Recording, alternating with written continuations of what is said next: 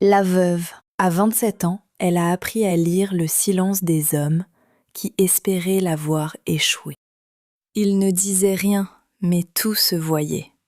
La façon dont il posait les registres devant elle, dont il baissait les yeux quand elle signait, dont il parlait d'elle au passé alors qu'elle était encore dans la pièce. Son mari François était mort au printemps. Avec lui semblait mort le droit de la maison d'exister. Une veuve, sa fille encore petite, et une cave pleine d'un vin trouble que personne ne voulait acheter. Voilà ce que la mort lui avait laissé. Le soir de l'enterrement, elle est descendue dans les caves de craie. Sous Reims, il y avait une autre ville, creusée dans la craie blanche, où l'air restait froid toute l'année. Au-dessus, la cathédrale dressait ses tours dans le ciel gris. Et sur les coteaux, les vignes attendaient la vendange. Elle se tenait là, une lampe à la main, devant des milliers de bouteilles. Le vin avait pris ses bulles pendant la seconde fermentation, mais la levure morte était retombée en un dépôt gris qui flottait dans chaque bouteille. Aucun marchand n'achèterait un champagne que l'on ne pouvait pas voir à travers. Le problème était ancien. Toute la Champagne le connaissait et l'acceptait. On servait le vin trouble et on s'excusait du dépôt. Elle, non. Veuve Clicquot, non.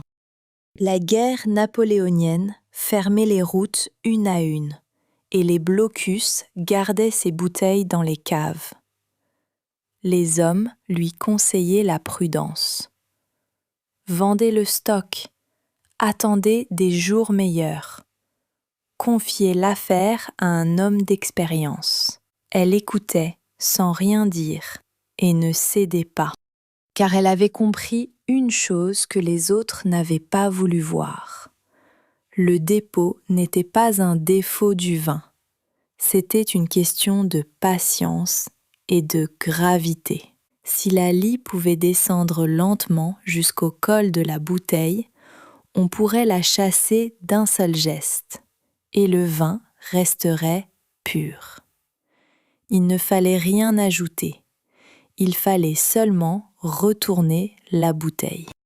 Elle a fait percer une table de sa cuisine, avec des trous inclinés où l'on glissait chaque bouteille, le goulot vers le bas.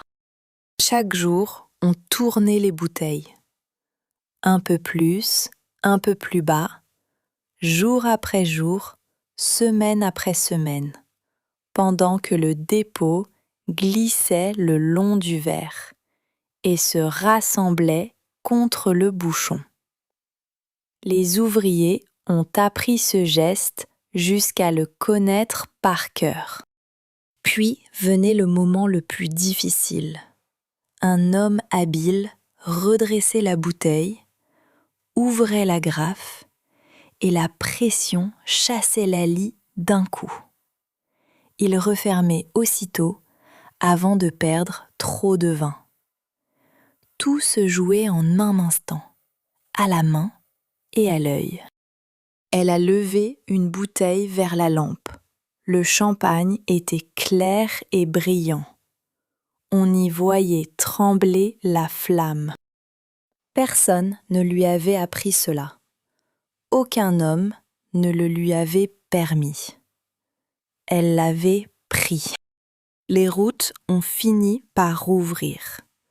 En 1814, ces bouteilles sont parties vers le nord, vers les cours et les palais qui n'avaient jamais entendu son nom. Le champagne clair de la veuve de Reims a commencé à briller sur des tables où personne ne se demandait quelle femme l'avait rendu transparent. Mais elle, dans ses caves de craie, le savait. Elle avait 27 ans quand on avait attendu qu'elle échoue. Elle était plus âgée quand elle a compris qu'elle avait changé pour toujours la manière de rendre le vin clair.